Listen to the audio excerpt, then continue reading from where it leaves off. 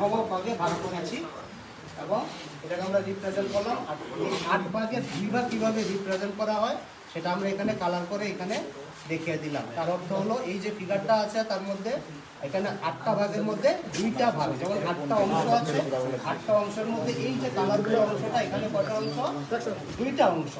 আর এখানে যদি আমরা বলি 8 ভাগের 2 আবার অর্থ কি? এটাকে আবার 4 মানে 4 ভাগের 1 অংশ রিপ্রেজেন্ট করা যায় বা বোঝাতে পারি। যেমন আমরা যদি সমগ্র যে ফিগারটা আছে এটাকে যদি 4টা ভাগে ভাগ করি তাহলে দেখবো যে 4টা ভাগের 1টা ভাগ আমরা এখানে কালার করতে পেরেছি। যেমন এখানে তো আছে এই হলো 1টা ভাগ, 2টা মিলে 1টা ভাগ, এখানে 2টা মিলে আর 1টা ভাগ, এখানে 2টা মিলে আর 1টা ভাগ, এখানে 2টা মিলে আর 1টা ভাগ, মানে 1 2 3 4 4টা ভাগ করা হয়েছে। তার মানে কি 4টা ভাগের মধ্যে 1টা ভাগ, এই যে একটা, তার অর্থ হলো কি 8 ভাগের 2 যে কথা, আবার 4 ভাগের 1 সেম একই। একবার জোরে হাত